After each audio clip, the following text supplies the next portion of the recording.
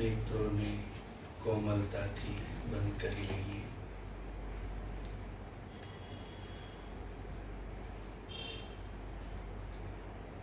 શરીર અને મનની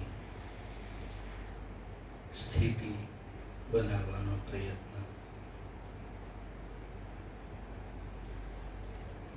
સ્વયંની પ્રત્યે મનમાં જાગૃતતા લાવવાનો પ્રયત્ન.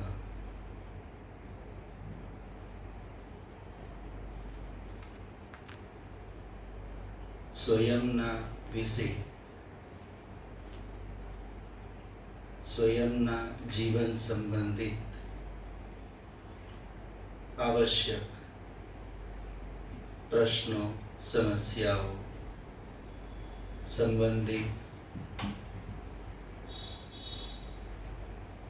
નિષ્કર્ષ ઉત્તરોને પ્રાપ્ત કરવા. આવનારા થોડા સમય માટે મનની અંદર ચાલી રહેલા બધા જ પ્રકારના સાંસારિક વિચારોને, વ્યવહારોને વિરામ આપી દઈએ. જ્યાં સુધી આપણે અહીંયા ઉપસ્થિત છીએ ત્યાં સુધી આપણા પોતાના જીવન વિશે જ આપણે જાગૃત રહી વિચારવાનો, સમજવાનો પ્રયત્ન કરીએ. જીવનના મૂળભૂત પ્રશ્નો કે જે મારા વ્યવહાર સાથે, સ્વભાવ સાથે, વિચારો સાથે જોડાયેલા છે, કેવલ એના પૂરતું જ મનને આપણે ખુલ્લું રાખીએ, સક્રિય રાખીએ. એ સિવાયના દરેક વ્યવહારો મનના દૂર રાખીએ. મનની આ એકાગ્રતા સ્થિતિ બનાવી રાખી. પ્રાણવત, જે પ્રાણોનો જીવનનો આધાર છે, સ્તંભ છે, જેની કૃપા, દયા અને સહાયતાથી ક્ષણ ક્ષણનું આ જીવન હું જીવી રહ્યો છું, જેને હું આશ્રિત છું, જે મારા સંપૂર્ણ અસ્તિત્વનો આધાર છે, સ્તંભ છે, જેની કૃપા, દયા અપરંપાર છે, એવા એ પરમપિતા પરમાત્મા પ્રતિ પણ આપણે ઉન્મુખ બનીએ. સર્વશ્રેષ્ઠ જીવન અને અવસરો મને પ્રદાન કરી, સાધનો, વ્યવસ્થાઓ પ્રદાન કરી, નિરંતર મારી રક્ષા કરી રહ્યા છો. એ સાથે સાથે આપની કૃપા રૂપે મને વિવેક, અર્થાત શું મારા માટે યોગ્ય છે અને શું મારા જીવન માટે અયોગ્ય છે, આની સમજ મને આપની કૃપાથી પ્રાપ્ત થાય અને એ હું જાણી સમજી હું જે પણ મારા જીવન માટે, ઉન્નતિ માટે કરવું હિતાવહ છે એ કરી શકું, સ્વીકારી શકું, અને જે પણ મારા જીવન માટે હાનિકારક છે એને હું છોડી શકું, ત્યાગી શકું. એ માટે જે બલ, ઉત્સાહ અને સામર્થ્યની જરૂર છે એ મને આપની કૃપાથી પ્રાપ્ત થાય તો જ હું આ કાર્યમાં સફળ થઈ શકું. આ રીતની ભાવના, કામના મનમાં રાખી આપણે ઈશ્વરને સ્મરણ કરીએ. ઓ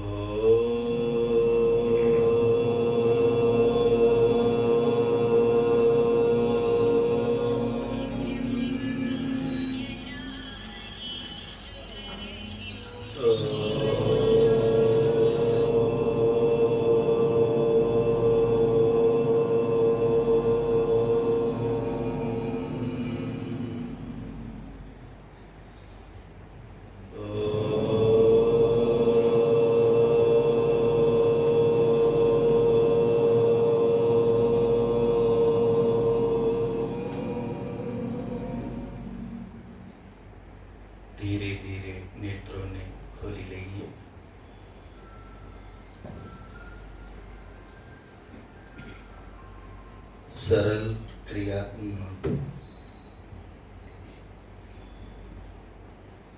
યોગ એવં યજ્ઞ થેરાપી શિબિરમાં ઉપસ્થિત આપ બધાનું હાર્દિક સ્વાગત છે.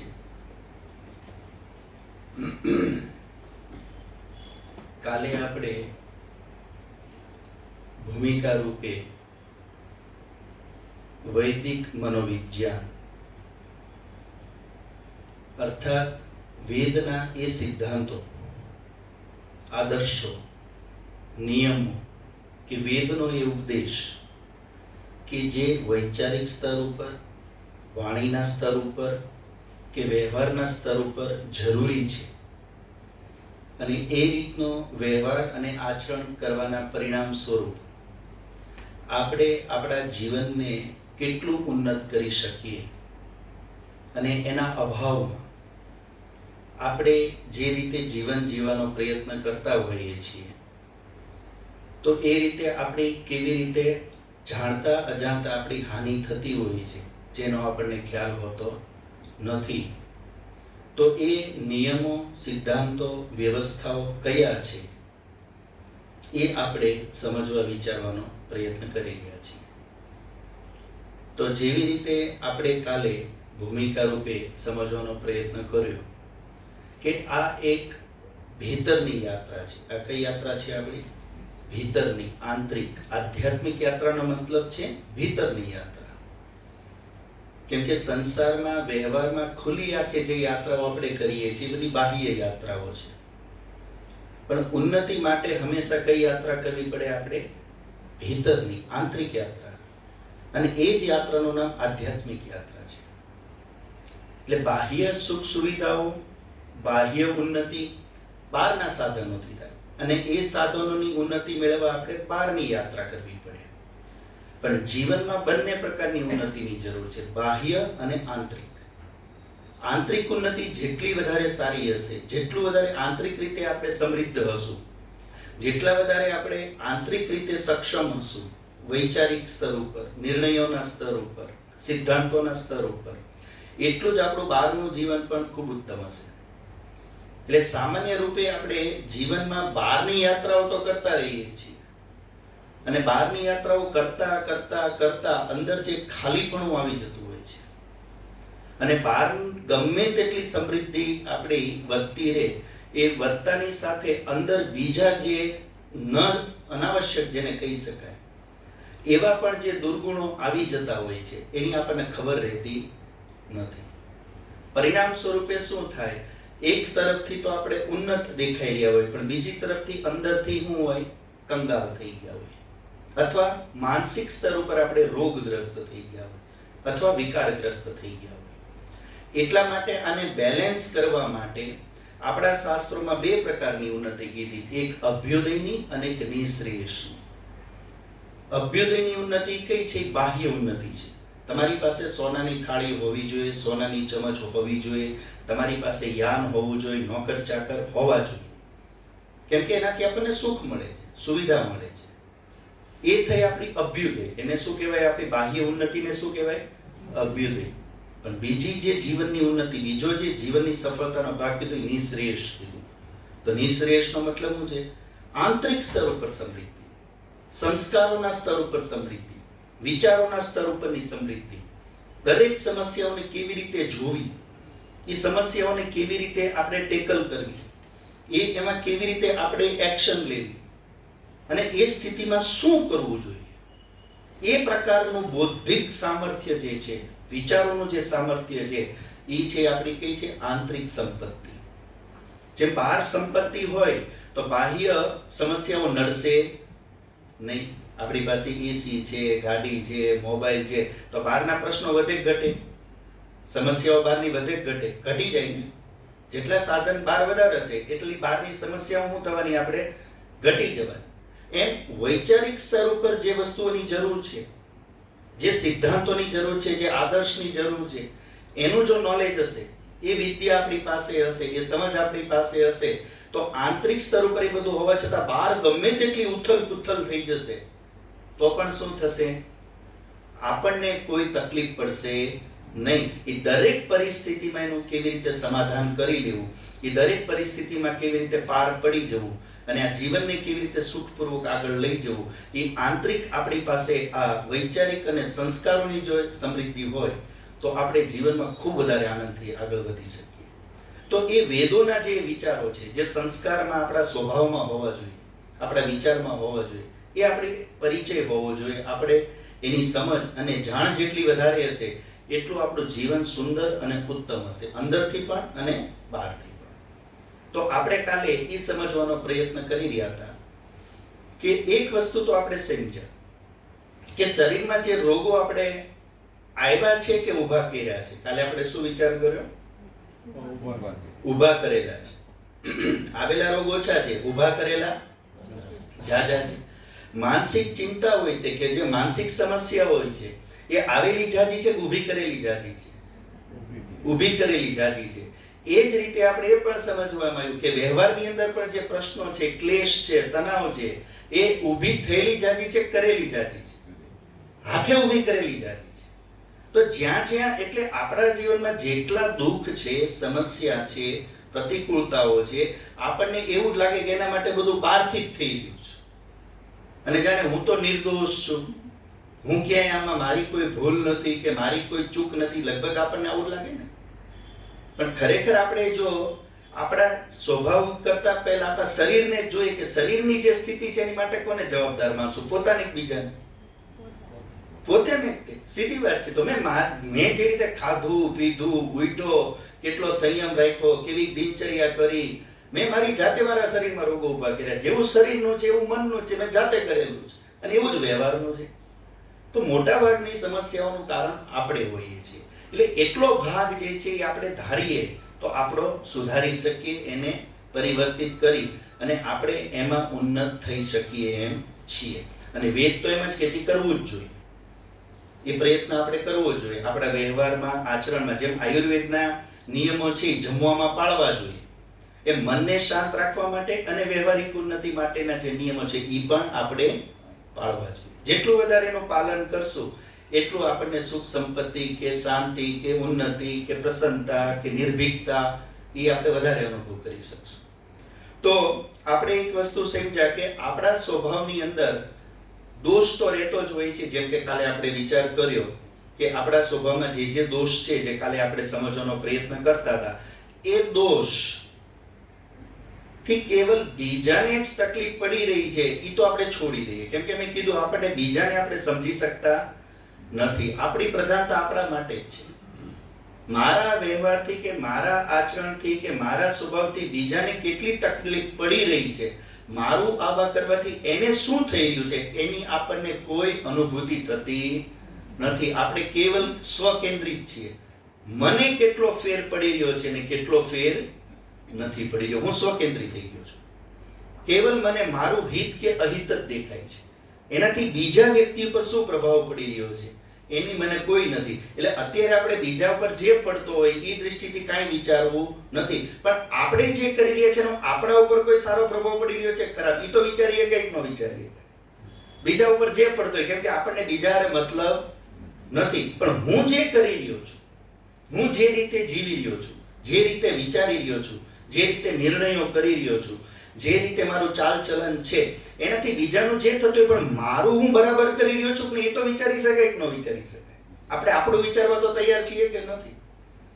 કેમ કે કોઈ એવું નહીં હોય જે પોતાનું હિત ન ઈચ્છતું હોય. એટલે આપણે આ સિદ્ધાંતો આપણા દૃષ્ટિએ વિચારવાના છે. મારા માટે કેટલું યોગ્ય છે, અયોગ્ય છે, બીજાનું જે હોય. તો એની અંદર આપણે વિચાર્યું કે જ્યારે પણ આપણે વિકારગ્રસ્ત થઈએ છીએ, જેમ કે શરીરમાં કોઈ વિકાર આવી જાય, એસિડિટી થઈ ગઈ, વાયુ થઈ ગઈ, એટલે તરત એનો પ્રભાવ આપણી પર પડે છે કે નથી પડતો? તરત બેચેની થશે, દુઃખ થાય છે, તરત જ શરીરની અંદર કંઈ પણ પરિવર્તન આવ્યું એટલે મજા બગડી જાય છે કે નથી બગડી જતી? બગડી જાય છે. એ જ રીતે મનના સ્તર ઉપર પણ મને કોઈ પણ વિકાર આવે, ચાહે રાગ હોય, દ્વેષ હોય, ઈર્ષા હોય, અહંકાર હોય, કોઈ પણ હોય, આ શું છે? વિકાર, રોગ, દોષ આયુર્વેદની ભાષામાં. તો જેમ શરીરના સ્તર ઉપર વિકાર આવે તો એનો દુષ્પ્રભાવ પડે તે એની સારો ન હોય, ખરાબ જ હોય. એમ માનસિક સ્તર ઉપર હું કોઈ પણ આવા દુર્ગુણથી જો વિકારગ્રસ્ત થયો તો મને એમાં સુખ થશે કે દુઃખ? દુઃખ જ થવાનું. હું દુઃખી થવાનો એટલે દુઃખ આપવાનું. હું બીજાને દુઃખ ક્યારે આપું? કેમ કે જે વ્યક્તિની અંદર પણ માનસિક સ્તર પર વિકાર હશે એ શું આપશે? કાલે આપણે શું વિચાર્યું? વધારે શું આપણે દઈએ છીએ બીજાને? આપણા વ્યવહારથી દુઃખ. કેમ કે શું દેવાના હોય એ જ દેવાના. આપણે પ્રસન્નતા જો નથી આપી રહ્યા, આપણે જો કોઈને સાંત્વના નથી આપી રહ્યા, આપણે કોઈને જે સહયોગ નથી આપી રહ્યા, એનો મતલબ શું થયો? એ દેવાની મારી લાયકાત નથી. અને મારાથી જો કોઈને પીડા પહોંચી રહી છે, અપમાન કરી રહ્યો છું, કોઈને દુઃખ દઈ રહ્યો છું, તો એનો મતલબ શું થયું? મારી પાસે આ જ છે, મારી પાસે આ જ છે, જે છે એ જ દેવાનો. તો ઈ હું ક્યારે દેવાનો? ઈ કોઈ પણ પ્રકારનો વ્યવહાર કરું એનાથી સામેવાળાને શું થવાનું? દુઃખ. પણ આપણે સામેવાળાના દુઃખને ગોળી મારો, એને જે થાય. પણ આપણે દુઃખ એને આપી રહ્યા છે, મતલબ મારી પાસે છે શું? દુઃખ. અને ઈ દુઃખ કયા રૂપે, કયા વિકાર રૂપે ઊભું થયું? ઈર્ષા રૂપે, દ્વેષ રૂપે, ક્રોધ રૂપે, અહંકાર રૂપે, લાલચ રૂપે, લોભ રૂપે. તો જ્યારે મારા મનમાં આવો કોઈ પણ વિકાર આવશે એટલે હું અંદર બેચેન થઈશ. શું થઈ જઈશ? બેચેન થઈશ. અને મને પોતાને એવું લાગશે કે એનાથી મારી હાનિ થઈ રહી છે, મારું નુકસાન થઈ રહ્યું છે, એટલે બોખલાહટ આવશે. બોખલાહટ આવશે એટલે ચિંતા વધશે. ચિંતા વધશે એટલે કે ને ઓલો બાપડો આમ કે ને આપણે આખું વિચલિત મગજ આપણું થશે. એટલે શું થશે? હવે આપણે ફ્રસ્ટ્રેટ થઈને જે વ્યવહાર છે બહાર કેવો કરશું? બીજાને કરવું. આ સમજે જ કેવી રીતે એક્શન રિએક્શન થઈ રહ્યું છે? બહારના વ્યવહારની અંદર જે આપણે પરિસ્થિતિ ઊભી કરી રહ્યા છીએ એના માટે કારણ શું છે? આપણું જ મન, આપણા જ મનના વિકાર. અને એ દુઃખ જ આપી રહ્યા. જેમ શરીરનો વિકાર આપણને દુઃખ જ આપે, ક્યારેય પ્રસન્નતા ન આપી શકે, એ મનનો વિકાર છે. કેમ કે મનની બે સ્થિતિ જો, એક પ્રસન્નતાની, તો એનું ઊંધું શું થઈ જશે? પ્રસન્નતાનું ઊંધું શું થઈ જશે? અપ્રસન્નતા. બરોબર? નિર્ભીકતા, તો એનું ઊંધું કરો શું થઈ જશે? ભય. શાંતિ, તો એનું ઊંધું કરો શું થઈ જશે? અશાંતિ. તો આ જે એના વિરોધી જેટલા શબ્દ છે, તો આપણને શાંતિ, પ્રસન્નતા, નિર્ભીકતા, ઉત્સાહ અને સ્વતંત્રતા ગમે છે કે નથી ગમતા? આ ગમે છે કે નથી ગમતા? તો એના વિરોધી જે છે એ ગમશે કે નહીં ગમે? નો જ ગમે, ક્યારેય નહીં ગમે. આપણને જો શાંતિ, પ્રસન્નતા, ઉત્સાહ, નિશ્ચિંતતા, સ્વતંત્રતા, આ બધી વસ્તુ જો આપણને ગમી રહી છે, એનો મતલબ એનું ઊંધું આપણને 100% ગમતું. અને કોઈ દિવસ કોઈ માણસને, કોઈ પ્રાણીને નથી ગમતું. જો આ વસ્તુ ગમે છે, બે વસ્તુ ક્યારેય ન બની શકે.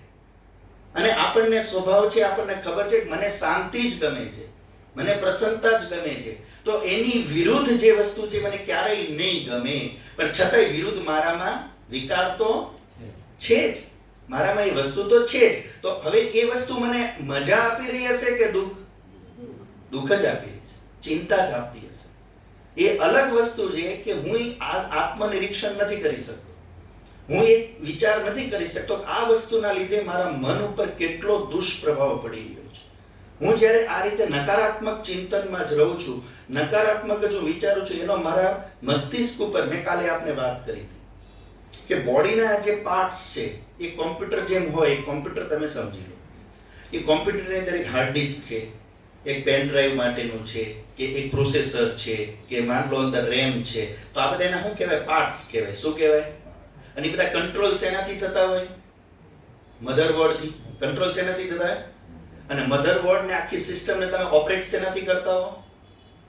ઓપરેટ શેનાથી કરીએ કે આપણે સિસ્ટમને? સોફ્ટવેરથી. ઓપરેટ શેનાથી કરીએ છીએ? સોફ્ટવેરથી. તો આ શરીરના જે બધા પાર્ટ્સ છે એનું મધરબોર્ડ શું છે?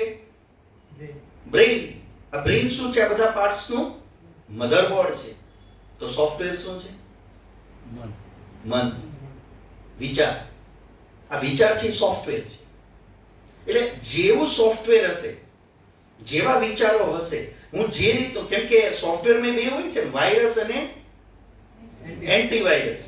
વાયરસ હોય તો શું થાય? મધરબોર્ડને અસર કરશે. વાયરસ મધરબોર્ડને અસર કરશે અને મધરબોર્ડ પાર્ટ્સને ડેમેજ કરશે. શું કામ એવું થયું? સોફ્ટવેર બરાબર નથી. એટલે આપણે એમાં શું નાખવું પડે? એન્ટીવાયરસ. આપણે અત્યારે એન્ટીવાયરસ નાખવા જ બેઠા છે. જે વાયરસ આવી ગયા છે અને જેના લીધે આ બ્રેઇન ઉપર જે પ્રભાવ પડે છે અને એના લીધે જે આપણા બધા હોર્મોન્સ છે જે અનબેલેન્સ થયા છે, ન્યુરોન્સ જે અનબેલેન્સ થયા છે અને બોડીના જે દરેક હાર્ટ ઉપર, લંગ્સ ઉપર, લીવર ઉપર જે આપણે ફિઝિકલી ડેમેજ કરી રહ્યા છીએ, એ બધાનું પાછળનું કારણ એક જ છે, આપણા વિચાર અને સંસ્કાર. એટલે આયુર્વેદે કીધું છે પ્રજ્ઞા અપરાધ બુદ્ધિ જ રોગોનું કારણ છે. આપણને લાગે છે કે રોગ મને ખાંડ ખાવાથી, મીઠું ખાવાથી કે તીખું ખાવાથી, તળેલું, ના, એવું આના કરતા વધારે ખાવાવાળા કેટલાય છે તોય કાંઈ થતું નથી. કાશીના પંડિતો જો કેટલા લાડવા દાબી જાય, તો સુગરથી મરી જવા જોઈએ, પણ એવું થતું નથી. એટલે આ તો બધા નિમિત્ત બની ગયા છે. એકચ્યુઅલ કારણ એ છે જ નહીં. કારણ આ છે મન, મગજ, વિચાર. આયુર્વેદે તો સ્પષ્ટ કીધું અને આજકાલનું મેડિકલ સાયન્સના જે રિપોર્ટ છે એ પણ હવે એ રીતે કહી રહ્યા છે કે જે વ્યક્તિની અંદર જે રીતનો દુર્ગુણ પ્રબળ રીતે રહેતો હોય વૈચારિક સ્તર ઉપર અને વ્યવહારિક સ્તર ઉપર, એના શરીરમાં પર્ટિક્યુલર એ રોગ વધારે જોવા મળે છે. સતત કોઈ ઈર્ષામાં રહેતો હોય તો એનામાં એસિડિટી જોવા મળે છે. આ મેક્સિમમ ડેટા આવો જોવા મળે એ લોકોને એક સ્ટડીમાં. જો કોઈ વ્યક્તિ સતત લોભગ્રસ્ત જ રહેતો હોય ને તો એને કબજિયાત જોવા મળે છે. કોઈ વ્યક્તિ સતત માન લો કોઈ ચિંતામાં કે તણાવમાં રહેતો હોય એનામાં સુગર જોવા મળે છે. સતત કોઈ વ્યક્તિ તણાવમાં રહેતો હોય તો એનામાં બીપી જોવા મળે છે. આ આજના મેડિકલના એક સ્ટડીના પ્રમાણે કે કોઈ વ્યક્તિને રોગ થઈ રહ્યા છે તો એ લોકોની માનસિક ફ્રીક્વન્સી શું છે એનું સ્ટડી છે. તો બિલકુલ આયુર્વેદ સાથે મેચ થતું જોવા મળે છે. એટલે સમજવાની વસ્તુ એ છે કે આપણા શરીરના રોગો પાછળ, આપણા વાણીનું જે વ્યવહારો છે એની પાછળ, કે આપણા મનની સુખ શાંતિ પાછળ સૌથી મોટું કારણ શું છે? આપણા વિચારો, આપણા સંસ્કારો, આપણી સમજ. આ જો આપણી સુવ્યવસ્થિત હશે, વાયરસ વગરનું હશે તો આપણે સુખથી રહેશું. કેમ કે વાયરસ જો કોમ્પ્યુટરને ન રહેવા દેતો હોય, એક સોફ્ટવેરની અંદર આવેલો, તો એ આપણામાં જો આવી ગયો હોય તો આપણને શાંતિ ક્યાંથી રહેવા દેવાનો? અને આવ્યો હોય તો કોઈ શરીરને નુકસાન નહીં કરે એની શું ગેરંટી? અહીંયા તો શરીરની અને કોમ્પ્યુટરમાં તમે જુઓ ખાલી પાર્ટ્સ નુકસાન થાય કે પાર્ટ્સ બગડે એટલે તમારું કામય બગડે? કામય બગડે. પાર્ટ્સ બગડે એટલે કામય બગડે. તો એમ અહીંયા કોઈ પાર્ટ્સ બગડશે તો આપણું કોઈ કામ બગડશે કે નહીં બગડે? કામ બગડશે. કામ બગડે એટલે વ્યવહારિક બગડશે કે નહીં બગડે? વ્યવહારિક બગડી જશે. એટલે વ્યવહારોના દોષનું કારણ પણ આ મન છે. તો એ આપણે સમજવાનો પ્રયત્ન કરી રહ્યા હતા કે ક્યારેય પણ જો મને એવું લાગતું હોય કે ક્રોધ કરવાથી મને શાંતિ મળી જાય છે, જો મને એવું લાગતું હોય કે ઈર્ષા કરવાથી મને શાંતિ મળી જાય છે, તો આ મારી બહુ મોટી ભૂલ છે. મને એવું લાગતું હોય કે અહંકાર કરવાથી મને શાંતિ મળી જાય છે, તો અમારી બહુ મોટી ભૂલ છે. શું કામ? કેમ કે મેં પેલા ઈર્ષાનો વેગ ઉત્પન્ન કર્યો. મેં શું કર્યું? મેં વેગ ઈર્ષા કરીને હું કર્યું? વેગ ઉત્પન્ન કર્યો. હવે એ શાંતિ ક્યાં સુધી નહીં થાય? એ શાંતિ ક્યાં સુધી નહીં થાય? જ્યાં સુધી હું કરી નહીં લઉં. અને આપણને ક્રોધ આવ્યો છે તો એ શાંતિ ક્યાં સુધી નહીં થાય? મનમાં કોઈ માન લો ચડી ગયો પારો, તો એ શાંતિ ક્યાં સુધી નહીં થાય? જ્યાં સુધી હવે ને સંભળાવી નહીં દો. એટલે આપણને શું લાગે છે કે આ બધી વસ્તુઓ મનમાં જ્યારે આવે છે ત્યારે આપણને એમ થાય છે કે હું કરી લઉં એટલે શાંત થઈ જઈશ. ખરેખર જોવા જઈએ તો મનમાં જ્યારે આ વિકાર આવ્યો ને, એ વેગ આપણે ઊભો કર્યો. કોણે કર્યો? મેં ઈર્ષા કરી ત્યારે વેગ થયો ને. એટલે હવે થયો એટલે મારે એને રિલીઝ કરવા માટે એક જ ઉપાય છે કે વ્યવહારમાં મારે એવું કરવું પડશે. અને જો નહીં કરું તો અંદરનો લો વેગ છે શું થશે? શાંત નહીં થાય. એટલે આપણે શું થઈ જાય? વ્યવહારિક સ્તર ઉપર દોષગ્રસ્ત થઈ જાય. તો આપણે જાતે ઊભું કર્યું અને આપણે કરી અને હળવા થઈ ગયા. કાલે જે આપ વાત કરતા હતા કે ઘણાને કરવા મજા આવતી હોય છે, આપ કહેતા કે માણસને ઈર્ષા કરવા મજા આવતી હોય. માણસને એ જ્યાં સુધી ક્રોધ કરી લે તો એને આપણને એવું લાગે છે કે દુઃખ થાય, પણ એને તો એવું લાગે છે કે આમાં મજા આવે છે. તો એ મજા કેની છે? એ મજા કેની છે? કરવાની મજા આવી છે કે એને ક્રોધ આવવાથી જે વેગ ઉભો થયો, વેગ હટી ગયો એની મજા છે? સમજો છો? આ ક્રોધ મજા આપતો જ નથી, પણ ક્રોધના લીધે મનમાં જે વેગ ઉભો થયો તો એ વેગ રિલીઝ થઈ ગયો એટલે તમે હળવા થઈ ગયા. પણ વ્યવહાર બગડી ગયો એનું શું? સંસ્કાર બગડ્યા એનું શું? વિચાર બગડ્યા એનું શું? સ્વભાવ બગડ્યો એનું શું? એ કેલ્ક્યુલેશન આપણે કરતા નથી.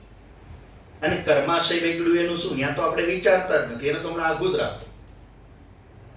તો આ સમજવાની વસ્તુ છે કે આ જે આપણું વૈચારિક જીવન કે જે આપણા વ્યવહાર ઉપર અને શરીર ઉપર અસર અને મન ઉપર જે અસર કરી રહ્યું છે, એ એટલા માટે ક્યાંક ને ક્યાંક આ સમસ્યાઓ છે. આપણે જો મારા શરીરમાં રોગો છે, જો મને મનમાં શાંતિ નથી, અને જો વ્યવહારમાં હું સારું એટમોસ્ફિયર ઊભું નથી કરી શકતો, અથવા વ્યવહારમાં હું ડિસ્ટર્બ રહું છું, તો ડેફિનેટલી એક વસ્તુ ક્લિયર થઈ જવી જોઈએ, મારાથી ક્યાંક ભૂલ થઈ રહી છે, ક્યાંક મારામાં કંઈક એવી વસ્તુઓ આવી ગઈ છે, અથવા કંઈક એવી વસ્તુ ખૂટે છે કે જેની મારે જરૂર છે.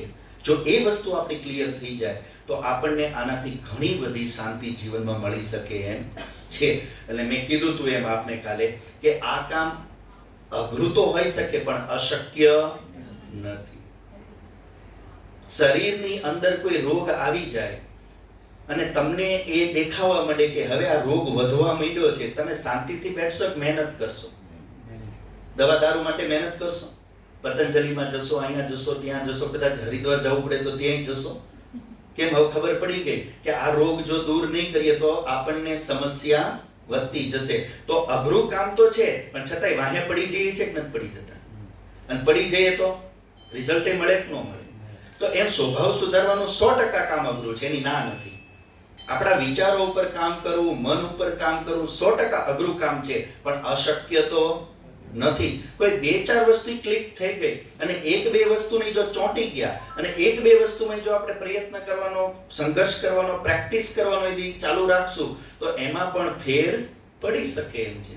અને એ ફેર પડી ગયો તો સમજો અંદરની બહુ મોટી સમૃદ્ધિ આપણે પ્રાપ્ત કરી લીધી, અંદરથી બહુ મોટું નુકસાન થતું આપણે જાતે જ અટકાવી દીધું, અને બહુ મોટી શાંતિ ઘરે બેઠા હાથમાં આવી ગઈ, આપણે અનુભવ કરી શકીએ.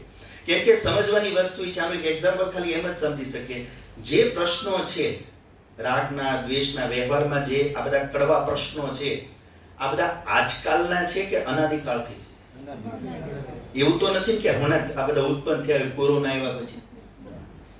એવું તો નથી ને કે ક્રોધ નામની વસ્તુ કે લાલચ નામની વસ્તુ કે ઈર્ષા નામની વસ્તુ પહેલા સંસારમાં નથી અને 1885 માં આવી? એવું તો નથી.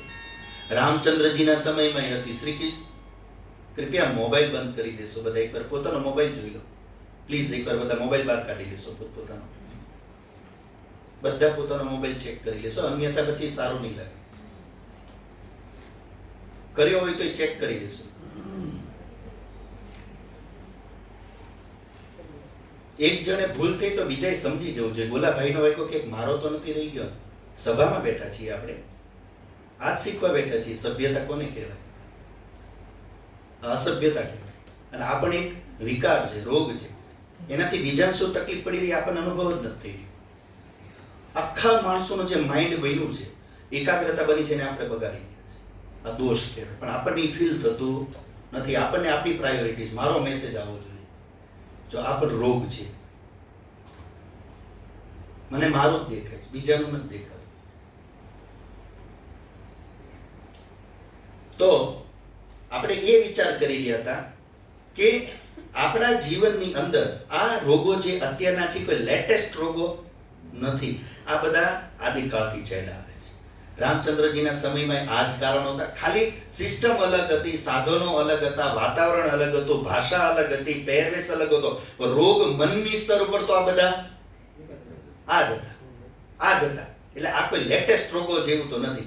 અચ્છા, એ લોકોએ કઈ પ્રયત્ન કર્યો છે કે નહીં કર્યો આના માટે? શું લાગે છે?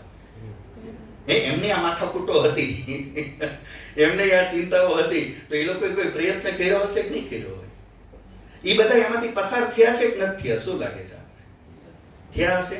અચ્છા, તો એમણે એ લોકોએ જો પસારે થયા હશે, એમના સમયમાં હતું, એમને કંઈક આ સમસ્યાઓ રહી હતી, તો એમને પ્રયત્ન કરેલા હતા, તો ક્યાંક એવું તો ન હોય ને કે આપણને એ વસ્તુની ખબર જ નથી, અથવા એમણે જે પ્રયત્ન કર્યા છે ખબર પડે તો આપણને લાભ થઈ શકે કે ન થઈ શકે? થઈ શકે કે ન થઈ શકે? અચ્છા, આપણે બુદ્ધિમાન વધારે છીએ કે એ લોકો વધારે હતા? એ અલગ વાત છે. લાગે એ તો એમ જ કે મારી જેટલું કોઈ નથી, પણ આ વ્યવહારિક શાંતિથી વિચારીએ તો ખરેખર બુદ્ધિમાન તો આપણા કરતા વધારે હતા. તો હવે એમણે જે રસ્તા આપ્યા હશે, એણે જે સમાધાન આપ્યું હશે, એ શું લાગે છે? એ ખરેખર સટીક હશે કે નહીં હોય? એ લાભદાયી હશે કે નહીં હોય? અને એ એક્ઝામ્પલ્સ આપણને એ લોકોના જીવનમાં જોવા મળે. કેમ કે જો એમની પાસે આ સમાધાન હશે તો એના જીવનમાં જીવી ગયા હશે કે નહીં? એમના જીવનમાં જ્યારે આ બધી સિચ્યુએશન્સ આવી હશે તો એ લોકો એને ટેકલ કેવી રીતે કરી છે એમાંથી આપણને કંઈક જાણવા મળી શકે કે નહીં? જ્યારે કોરોના આવ્યો ત્યારે આજથી 1800માં કે 1920માં કેમ કહે છે કે આપણે પેરિસમાં કે ક્યાંક એ રીતનો કંઈક પ્લેગ કે એવું કંઈક રોગ આવી ગયો હતો, તો ત્યારે એ લોકોએ શું પ્રયત્નો કર્યા? તે કોરોના વખતે સ્ટડી કરવાનું સ્ટાર્ટ થયું હતું કે નહોતું થયું? તો એ આપણે ભૂતકાળમાંથી શીખવાનો પ્રયત્ન કરી રહ્યા હતા કે નતા કરી રહ્યા? તો આ બધા પ્રોબ્લેમ જે છે, જે સમસ્યાઓ આપણા સ્વભાવમાં ને વ્યવહારમાં, સમાજમાં, પરિવારમાં આવી ગઈ છે, તો આ સમસ્યાઓ પહેલાઈ રહી છે. તો એ લોકોએ પ્રયત્ન કરેલા છે. તો એ જે પ્રયત્ન એને કર્યા હતા, એ પ્રયત્નો અનુસાર જો આપણે કરવાનો પ્રયત્ન કરીએ તો આપણને લાભ મળી શકે કે ન મળી શકે? શું લાગે છે? મળી શકે. એ અલગ વસ્તુ છે કે મને એ સમજાય નહીં, એ અલગ વાત છે. કદાચ એમના પ્રયત્નો મને કદાચ ગળે ઉતરે નહીં, એક અલગ વાત છે. પણ એનો મતલબ એ નથી થતો કે એ પ્રયત્નથી સફળતા નથી મળી. એનો અર્થ એ નથી થતો. તો હવે એ સમયમાં જરા જુઓ કે આપણી સામે રામાયણનું સરસ મજાનું બેસ્ટ ઉદાહરણ કયા છે આપણી સામે? રામાયણ, મહાભારત. અચ્છા, રામાયણમાં રાગ દ્વેષના એક્ઝામ્પલો, વ્યવહારો આવ્યા છે કે ન થયા? મહાભારતમાં આવ્યા છે કે ન થયા? અચ્છા, એ બધી પરિસ્થિતિની જે એ સમયના જેન્ટલમેન તમે કહેતા હો, સમજદાર કહેતા હો, તો રામાયણના સમજદાર કોને માનો છો? તમે રામાયણનો સમજદાર કોને માનો છો? સૌથી વધુ કોને માનો છો? રામને. પછી બોલતા જાઓ ફટાફટ. પછી રામાયણમાં બીજું રામ પછી કોને માનો છો? ભરતને. યસ. પછી હનુમાન. પછી લક્ષ્મણજી. પછી સીતાજી, વિભીષણજી, સુગ્રીવ. આ બધા બેસ્ટ એક્ઝામ્પલ માનો છો? અચ્છા, આ બધા સુખી હતા કે દુખી હતા? તમે જેટલા નામ બોલ્યા, આ બધા જીવનમાં સુખ આવ્યું હતું કે દુઃખ આવ્યું હતું? માથાકૂટો હતી કે નથી? અને ઈ જે કંઈ કર્યું પણ દુખી રહ્યા કે સુખી રહ્યા? સુખ તો આપણી પાસે કાંઈ દરકાર. આમ આપણી સામે હું જોવા મળ્યું? ઘાતા વધારે રહ્યા કે ફાયદા વધારે રહ્યા? ઘાતા વધારે રહ્યા ને. તો ઘા તો માણસ સુખી હોય કે દુખી હોય? જે માણસ ઘસારો જ હોય અને ઘર્ષણ જ હોય તો એ માણસ સુખી હોય કે દુખી હોય? ઘર્ષણમાં કોને મજા આવે ભલા? પણ જરા જોવો, તમે એને મહાને માનો છો, જેન્ટલમેન માનો છો, અને સૌથી વધુ માથાકૂટિયા એ લોકોનું જ જીવન જોવા મળે છે. સુવિધા, અભાવ બધું એમના જીવનમાં આપણને સંઘર્ષ કરતા, કોમ્પ્રોમાઇઝ કરતા, સેટલમેન્ટ કરતા જોવા મળે છે. અચ્છા, તો એ લોકોએ આવું કયા કારણે કર્યું? રામને દુઃખ કયા કારણે આવ્યું? રામને દુઃખ કયા કારણે આવ્યું? વનવાસ જવાના કારણે. અચ્છા, એટલે જ કહો તો વનવાસમાં શું કામ ગયા? પણ હું જરૂર હતી ત્યાં? હું લાડો રાઈટ હતો ગયા? શું કામ? પિતાની આજ્ઞાનું પાલન કરવા. તો પિતાની આજ્ઞાનું પાલન કરવું અને વનમાં વયા જવું હારી વસ્તુ કહેવાય?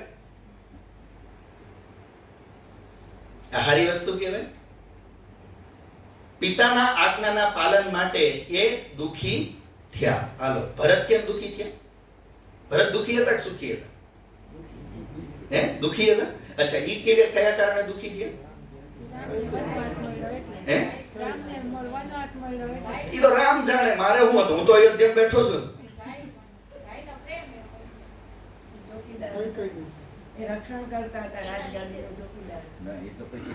ભરતે તે દુખી એટલે કહી શકાય કેમ કે રાજગાદીનો હકદાર તો હવે કોણ હતું? તો એ રાજગાદી પર ન બેઠીને એને જે બીજા બધા વ્યવહારો નક્કી કર્યા, હું આવી રીતે રહીશ. દુખી કયા કારણે છે? કયા કારણે છે? રાજગાદી મળી તો બેઠા નહીં. તો હું કામ ન બેઠા? રામે વનવાસ શું કામ લીધો? પિતાની આજ્ઞાના કારણે. અચ્છા, ભરત ગાદી પર કેમ ન બેઠા? દુઃખ તો એટલે છે ગાદી ન બેઠા, બે ગયા તો કાંઈ માથાકૂટ નથી. પણ એને તો દુઃખ કયા કારણે છે? શું કામ ન બેઠા? તો ઈ ભાઈનો અધિકાર છે, ઈ જે સમજ છે એનું નામ શું છે? સંસ્કાર. સંસ્કાર. પણ કયો સંસ્કાર? ત્યાગનો. ત્યાગનો. એને ત્યાગ રાખ્યો. ભલે મને અધિકાર છે પણ મારો આ વસ્તુનો હું ઉપભોગ કરીશ નહીં. એને ત્યાગ કરી દીધો એ વસ્તુનો. એ જ રીતે રામે ત્યાગ કરી દીધો. તો આપણને આનાથી શું શીખવા મળ્યું? ત્યાગ કરવા જેવી વસ્તુ છે કે ન કરવા જેવી વસ્તુ છે? આવા જંગલમાં આટા મારવાનું થાય અને અયોધ્યામાં રહીને ખાડો ખોદી હુવાનું થાય. ત્યાગના ચક્કરમાં ખાડા ખોદી હુવાના વાળા આવે તો આમે મૂર્ખા ન કહેવાય. માફ કરજો, આપણી દ્રષ્ટિએ જો આપણા પેરામીટર્સ પ્રમાણે આ મૂર્ખા ન કહેવાય. અને સીતા માતા એવા ન કહેવાય. માય વયા ગયા, એ મજા 14 વર્ષ રહ્યા હોત તો ઠાઠથી અયોધ્યામાં કીધું તું રામચંદ્રજી ત્યાં કાંટા વાગશે, પાણા વાગશે, ત્યાં જમવાનું નહીં મળે, ઠંડી લાગશે, પશુઓ જંગલી ચિલ્લાશે તો તમને બીક લાગશે, સાપ હશે, વીછી હશે, બધું કીધું તું. અહીંયા જો પકવાન છે, વિભવ છે, અહીંયા રહ્યો. તો શું કીધું? હું તો ત્યાં જ આવીશ. એમણે શું કર્યું? તો એક વસ્તુ સમજો, એની સામેના ઊંધા પાત્રો છે કે નથી? રામાયણના ઊંધા પાત્રો પકડો, કોણ આવે? રાવણ, કૈકેયી, મંથરા. આ બધા મંથરાનું કામ શું છે? બસ એન્ટી વાયરસ નાખવાનું. વાયરસ નાખવાનું કામ છે. લાવીને વાયરસ ઇન્સ્ટોલ કરો આમાં, કૈકેયીમાં. ને કૈકેયી બહુ ઉત્તમ હતા, શ્રેષ્ઠ હતા. રામચંદ્રજીને બહુ માન હતું. એને ખબર હતી કે આમાં અત્યારે વાયરસ આવી ગયો છે, હાર્ડવેરમાં કાંઈ પ્રોબ્લેમ નથી. આને આ મંથરાએ બુદ્ધિ બગાડી છે. તો જોવાની ખૂબી કે આપણી અંદર તો ઈ વિકાર જે છે, તો ઈ કૈકેયીમાં કયો દુર્ગુણ આવી ગયો, કયો વાયરસ આવી ગયો? ઈર્ષાનો આવી ગયો, અહંકારનો આવી ગયો, લોભનો આવી ગયો, લાલચનો આવી ગયો. હવે એ વસ્તુઓને લઈને કૈકેયી સુખી રહ્યા કે દુખી રહ્યા? દુખી રહ્યા. અને દુખી થયા એટલે હું ઊભું કર્યું એને? ઈ પહેલા હું થઈ, પોતે શું થઈ? દુખી થઈ. દુખી થઈ એટલે એને વાતાવરણ કયું ઊભું કર્યું? દુઃખનું. અને દુઃખના વાતાવરણ આખા અયોધ્યાની પથારી ફેરવી નાખી. એક ખાલી વાયરસ આવી ગયો અને એક વાયરસથી એને જે દુઃખ થયું અને દુઃખને સોલ્વ કરવા માટે એને જે પ્રયત્ન કર્યો અને પ્રયત્ને વિનાશ કર્યો. પણ તોય પરિસ્થિતિની અંદર સામેના જે લોકો હતા એને એના વ્યવહારમાં ક્યાંય કોમ્પ્રોમાઇઝ કર્યો નહીં. રઘુકુલ રીતિ સદા ચલી કે મારે તો આ જ કરવાનું છે. તો આપણી સામે બે પ્રકારના એક્ઝામ્પલો છે. મંથરાનો ઈ છે, સીતાનો છે, રામનો ઈ છે, રાવણનો ઈ છે, વિભીષણ ઈ છે, આ ઈ છે. તો હવે જોવાની ખૂબી આ બેમાં બુદ્ધિમાન કોણ? વિભીષણ કે રાવણ? રામ અને ભરત કે મંથરા ને કૈકેયી? કોને માનશું આપણે સમજદાર? અચ્છા, આ બધું ખોય રામ આપણે એમ કીધું દુખી લાગે છે આપણને, રામ અને ભરત દુખી લાગે છે, અને મંથરા કૈકેયી હું ફાયદાવાળા લાગે છે.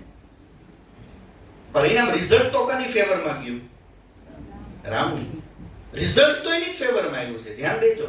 મતલબ મેચ રમાતી હોય 50-50 T20 તો એમાં અપ ડાઉન્સ તો થાય, વિકેટ 5-6 પડી શકે, જોખમ તો ઊભું થઈ શકે, પણ બાજી તો જીતી ગયો હોય તો રાજા તો કોણ કહેવાય? જીતી ગયો ઈ.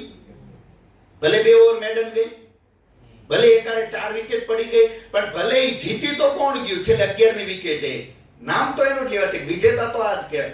રિઝલ્ટ કોની ફેવરમાં ગયું? બહુ મહત્વની વસ્તુ છે રિઝલ્ટ. આપણે ઓવર જોવાનું ટ્રાય કરીએ છીએ. સમજદાર માણસ ઓવર ઉપર ફોકસ રાખે, પણ એ કેવી રીતે રાખે? રિઝલ્ટને જોઈ કે આનું પરિણામ શું આવશે. હું અત્યારે આજે કરું છું અને કરવા જઈશ, અને જે રીતે હું વિચારું છું આ વસ્તુ સોલ્વ કરવા માંગુ છું, આનું રિઝલ્ટ શું આવશે? આવા રિઝલ્ટ જોતા જ નથી. કૈકેયી મંથરાએ રિઝલ્ટ જોયું હતું કે ઓવર જોઈ હતી? અને રામ અને ભરતે ઓવર જોઈ કે રિઝલ્ટ જોયું? રિઝલ્ટ. એને રિઝલ્ટ જોઈ ડિસિઝન લીધો. વિભીષણે રિઝલ્ટ જોયું કે ઓવર જોયું? વિભીષણે શું જોયું? રિઝલ્ટ. અને રાવણ ઓવર રમવા ગયો, T20 કરવા ગયો, એને કયો રમી લો. એટલે શાસ્ત્રોમાં આવ્યું છે પ્રત્યક્ષ પ્રિય અને પરોક્ષ પ્રિય.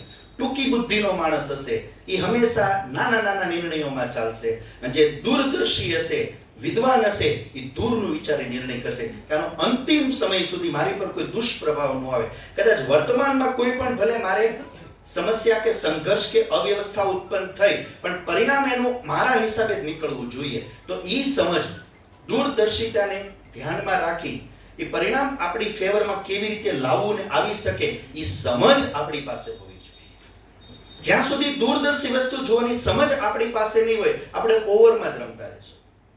અને એના પરિણામે શું થશે કે એક ઓવરમાં તો તમે 6 બોલમાં 6 છક્કા મારી લેશો, પણ તોય મેચ હારી ગયા. ફાયદો હું? તમે 6 બોલમાં છક્કા મારી લીધા, પણ મેચ તો તમે છેલ્લે હાર્યા જ છો. ફાયદો હું? કોઈ ફાયદો ન રહ્યો. તમારે 6 બોલમાં છક્કા મારવાનો, કેમ કે ફાઇનલી તો તમે મેચ હાર્યા છો, એવોર્ડ તમને નથી મળવાનો. અને એક વ્યક્તિ એક ઓવર મેડન ગઈ હતી પણ મેચ જીતી ગયો છે, તો એ સમજદાર માણસ છે. તો આ વસ્તુ સમજવાની છે. નાના નાના ફાયદા ગેરફાયદાના ઉપર ડિસિઝન ન લેવાય લોંગ ટાઈમના પર્પઝથી, કે આનું અલ્ટિમેટલી પરિણામ કેવું આવવું જોઈએ ને શું નીકળશે, એ વસ્તુથી જે નિર્ણય લઈ શકે એ રીતે ઈ જ્યારે એને દેખાય તો એનો જીવનનો વ્યવહાર વર્તમાનનો બદલાઈ જાય. અને એ રીતે જ્યારે વ્યવહાર કરે તો આપણને વર્તમાનમાં એવું જોવા મળે કે એને તકલીફો જાજી છે, મુસીબતો જાજી છે. તો રામ ભરત ને આ બધાના જીવનની જે તકલીફ આપણે કહી રહ્યા છીએ એ વર્તમાનની છે કે ભવિષ્યની? એના જીવનમાં જે તકલીફો ચાલી રહી છે વર્તમાનની છે કે ભવિષ્યની? વર્તમાનની. પણ ભવિષ્યમાં શું મળ્યું? અમૃત. વર્તમાનમાં શું પીધું? વિષ. અને વિષ પીને એને પરિણામમાં શું મળ્યું? અમૃત. અને ચાહે રાવણ હોય, ચાહે ભરત હોય, કેકેય હોય, કે ચાહે દુર્યોધન હોય, એ શરૂઆતમાં એને શું મળ્યું? વર્તમાનમાં શું મળ્યું? અમૃત. પણ પરિણામમાં શું મળ્યું? વિષ. હાલાકી શરૂમાં મળ્યું એને અમૃત ન કહેવાય. તો આ જોવાની ખૂબી છે. એ જ વ્યક્તિ આવું દૂરદર્શી સમજપૂર્વક વિચારને નિષ્કર્ષ કરી શકે અને લઈ શકે જેની પાસે વિદ્યા છે, જેને વેદોની સમજ છે, જે વેદના, ધર્મના, આધ્યાત્મના નિયમો અને સિદ્ધાંતો જાણે છે. જેટલું વધારે આપણી પાસે આધ્યાત્મનો, આ જ આધ્યાત્મનો ફાયદો છે, બીજો કોઈ ફાયદો નથી. કઈ મારા ધાર્મિક બની જવાનો કે કોઈ મંત્ર બોલી લેવાનો કે કોઈ મંદિર જઈ આવવાનો એનો ફાયદો મને કોઈ ચમત્કારથી કોઈ વસ્તુ મળી જાય એ રીતે હું વિચારું એક અલગ વસ્તુ. પણ જીવનની અંદર વ્યવહારિક રીતે અને સંસ્કારોના સ્તર ઉપર ને કર્માશયના સ્તર ઉપર આધ્યાત્મનો આ જ સાચો લાભ છે. આધ્યાત્મ કેવલ સમજ આપે છે. ધ્યાન આપજો, આધ્યાત્મ તમને સાધન સુવિધા નથી આપતું. આધ્યાત્મ સમજ આપે છે, આધ્યાત્મ સંસ્કાર આપે છે. આધ્યાત્મથી જે કર્મ થાય એનાથી તમારું પુણ્ય વધે છે, અને પુણ્યથી પ્રભુ કૃપાથી અને સજ્જનોને આપણને આશીર્વાદથી આપણી ઉન્નતિ થાય છે. આ સત્ય છે જીવન. અને એ જે આપણા મહાપુરુષોએ કર્યું કે સજ્જનોના આશીર્વાદ મારી સાથે છે, ધર્મનો નિયમ છે એટલે ઈશ્વરની કૃપા મારી સાથે છે. વર્તમાનમાં ચાહે જે પણ પરિસ્થિતિ હોય પણ અધર્મ તો થવો જોઈએ નહીં.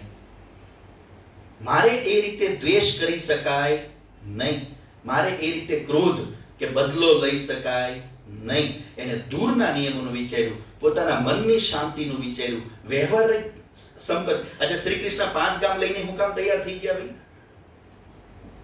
કેવડો મોટો, આખી પૃથ્વીનો રાજા યુધિષ્ઠિર, અને છેલ્લે કેટ ક્યાં આવીને ઉભો રહ્યો? 5 ગામે. આ બુદ્ધિમાન કહેવાય કે મૂર્ખ કહેવાય? જેનું આખું સામ્રાજ્ય હતું અને જે અધિકારી છે, યોગ્ય છે અને એને મળી શકે એમ છે, તોય હું સેટલમેન્ટ કરવા ક્યાં આવ્યો? 5 ગામે. શું કામ? શું કામ? આ સમજદારી વાળું લાગે છે તમને? જરા વિચારો તો. આ શ્રી કૃષ્ણે જે સ્ટેપ લીધું, ભૂલ કરી ગયા કે ન કરી ગયા? આ ઓફર લઈ ગયા. આ ઓફર સમજદારી વાળી લાગે છે તમને?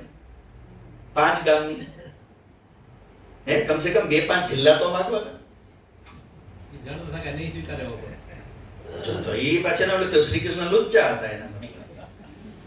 એનો મતલબ એમ થયો કે શ્રી કૃષ્ણ અને એ નહીં સ્વીકારે, ખબર સ્વીકારી ગયો તો હાલો તમે કહો છો નહીં સ્વીકારી ખબર, પણ માન લો આ તો કાગડા બેહું ડાળ ને પડું. દુર્યોધન એમ 5 ગામમાં પૈતું તો શું કરે? જતો કરે શ્રી કૃષ્ણ?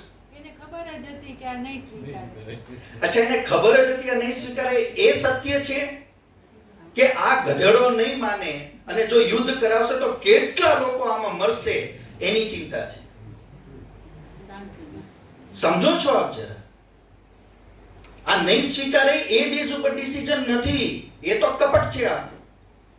પણ એમને એ ડિસિઝન, અને જો ને ધૃતરાષ્ટ્રને સમજાવી શું રહ્યા છે કે તમારા પુત્રના શવ ઉપર તમારે રોવું પડશે, પાંડવોના શવ ઉપર તમારે રોવું પડશે, આ બેઠેલા વૃદ્ધોના શવ ઉપર તમારે રોવું પડશે. એ શું ચિંતા દેખાડી રહ્યા છે? પરિણામ, આ યુદ્ધનું પરિણામની ચિંતા દેખાડી રહ્યા છે કે આનું જે પરિણામ આવશે એ સારું નહીં હોય. એટલે કહું છું કે આ પરિણામ ન આવે, તમારાય બચી જાય, અમારાય બચી જાય, અને નિર્દોષ જે સૈનિકો છે એની પત્નીઓ અને એના બાળકો અનાથ ન થાય, એ પત્નીઓ વિધવા ન થાય. 50 લાખ વિધવા થઈ ગઈ, 50 લાખ. આ બધાનું પાપ કોના માથે? દુર્યોધન. એટલે ઈ બધું આખો વિનાશ ન થાય એટલે શ્રી કૃષ્ણ મહારાજે કીધું હતું કે પાંડવો 5 ગામ લઈને બેસી જશે, કમસે કમ આ વિનાશ તો બચી જશે. આ વાત હતી મુદ્દાની. ઈ વાત એક અલગ છે કે જજમેન્ટ તો હોય કે આ કઈ ગધેડો માનવાનો તો નથી, આપણને સ્વભાવ જોઈને ખબર તો હોય તો આટલા વર્ષ ભેગા રહ્યા હોય તો, પણ તો એમનો પર્પઝ આ હતો કે આ નુકસાન ન થાય. કદાચ માની જાય તો 5માં. એટલે ઈ વસ્તુ તો કહેવાનો મતલબ કે એ જે વસ્તુનો દુષ્પ્રભાવ કે જે એ એક દુર્ગુણ એના અંદર પનપો અને એનું જે પરિણામ આવ્યું આપણી નજર સામે છે. તો આ રીતે આપણા વ્યવહારની સામે ભૂતકાળમાં જો આપણે જોઈએ તો આપણને ખબર પડશે કે આ મહાપુરુષો કેવી રીતે નિર્ણય લેતા હતા. આ પરિસ્થિતિઓ એમના જીવનમાં જ્યારે રાગ દ્વેષની આવતી હતી, અધિકારોની આવતી હતી, અહંકારની આવતી હતી, તો આપણા મહાપુરુષ, આ તો એક્ઝામ્પલ છે. નહીંતર રામાયણ લખવાનો મતલબ શું રહી જાય? એક વસ્તુ વિચારો, મહાભારત લખવાનો ખાલી હું વાંચવા માટે જ છે? ખાલી વાંચવા માટે છે કે જીવન કેવી રીતે જીવવું શીખવા માટે છે? જો ખાલી રામાયણ અને મહાભારત વાંચવા માટે જ હોય અને મહાપુરુષો જે આપણી સામે વેદ અનુસાર જીવન જીવી ગયા, એ નિર્ણયને કયા આધારે લીધા? વેદના આધારે. તો આપણને કદાચ અત્યારે વેદમાં આપણી ગતિ નથી, વેદનું આપણને નોલેજ નથી, પણ રામાયણ અને મહાભારતમાં એ લોકોએ શું કર્યું હતું તો ખબર છે જ નથી. એમ કીધું એક્ઝામ્પલ નજર સામે છે. તો આપણા જે જીવનની અંદર પ્રશ્નો છે એને આપણે કેવી રીતે ટેકલ કરવા જોઈએ, આપણને એમાંથી શીખવા મળી શકે એમ છે કે નથી? પણ આપણે એવો પ્રયત્ન પણ કરતા નથી. એમ કે રહેશું કે તો ભગવાન હતા, ઈ કરીએ કે કઈ હું થોડો કરી કહું. હાલો ઈ ભગવાન હતા, વિભીષણ ભગવાન હતો? હાલો રામ ભગવાન હતા, ભરત ભગવાન હતો? ભરતે કરી ગયો. સુગ્રીવ ભગવાન હતો? સુગ્રીવે કર્યું. એટલે એવું નથી કે ભગવાન હતા એટલે કરી ગયા. એ આપણે જે મહાપુરુષો હતા આપણા, એ કરી શક્યા હોય તો આપણે પણ કરી શકીએ. અને એ એટલે જ કરીને આપણી સામે ઉદાહરણ મૂકતા ગયા છે કે આપણા જીવનમાં પ્રશ્નો આવે તો આપણે ધર્માત્માઓએ જે રીતે કર્યું છે એ રીતે કરવું જોઈએ. અને જો આપણે એ રીતે કરવાનો પ્રયત્ન નથી કરતા, આપણી સ્ટાઇલથી જો આપણે ચાલવા જઈએ છીએ, આજકાલની જે પરિસ્થિતિઓ છે જેમ રાગ દ્વેષથી અત્યંત ગ્રસ્ત બની, અત્યંત પીડાગ્રસ્ત બનીને જે રીતે આપણે શોક, એમ કહેવાય ને કે તાત્કાલિક એક્શનનું રિએક્શન કરવા માંડીએ છીએ, એ તો પશુવત થઈ ગયું. એક કૂતરો ભોંકે બીજો કૂતરો ચૂપ રહે કે તરત જવાબ આપશે? હે, તરત જ આપશે ને. હાવ તો કે હાવ. ઓલો ભાગ કરશે તો ઓલોય કરશે હાવો. ઓલો પૂછડી હલાવશે તરત આ હલાવશે. આ તો પશુતા કહેવાય. એક્શનનું રિએક્શન દેવું તો બહુ હેલું છે, પણ એક્શન સમજી વિચારીને આનું ક્યાં કેમ કેવી રીતે હું રિએક્શન હોવું જોઈએ જેનો મને લાભ મળે એનું જે થાય એ વિચારીને કરવું ને, એ બહુ મોટી વસ્તુ છે. અને એ સમજથી જ આવે. એટલે કહેવાનો મતલબ આપણા વ્યવહારિક પ્રશ્નોની સમસ્યાઓનું સમાધાન એક જ છે, સમજ, સમજ અને સમજ. અને સમજ વિદ્યાથી જ આવે, નોલેજથી જ આવે, બીજો કોઈ રસ્તો નથી. એટલે જેટલું વધારે જો આપણે વૈદિક સત્સંગ કરશું, વૈદિક સ્વાધ્યાય કરશું, એ વિચારો જેટલા જાણશું તો બુદ્ધિનું સામર્થ્ય વધશે આપણું. એનાથી શું થશે? આપણે વ્યવહારની પરિસ્થિતિઓની અંદર કેવી રીતે નિર્ણય કરવો, ત્યાં શું કરવું, પોઝ લેવો કે ઇગ્નોર કરવું, કે એને કેવી રીતે આપણે બિહેવ કરવું, આ બધું શાંતિથી આપણે વિચારી શકશું. એ વ્યવહાર આપણો બહુ દૂરદર્શી હશે અને ઉત્તમ હશે, ને આપણા લાભમાં થશે. તો આ વસ્તુ આપણામાં જો આવતી જાય તો જીવનની પૈસાનું સુખ એક અલગ, પણ આ સુખ જો આવી જાય ને તો એ સુખ 4 ગણું વધી જશે, 4 ગણું વધી જશે. તો આ આપણે જે ઉપાય છે એ સમજવાનો પ્રયત્ન કરી રહ્યા હતા. તો વેદના હિસાબે જે સૌથી મોટી વસ્તુ કે આપણા જીવનના 2 દૃષ્ટિકોણ હોઈ શકે, એક સકારાત્મક દૃષ્ટિકોણ અને બીજો નકારાત્મક દૃષ્ટિકોણ. આપને શું લાગે છે, નકારાત્મક દૃષ્ટિકોણ આપણો જાજો રહે છે કે સકારાત્મક? કેવલ દૃષ્ટિકોણની વાત કરું છું. વધારે આપણે કયા દૃષ્ટિકોણથી જીવીએ છીએ? નકારાત્મક દૃષ્ટિકોણ. અચ્છા, નકારાત્મક દૃષ્ટિકોણ કોને કહેવાય?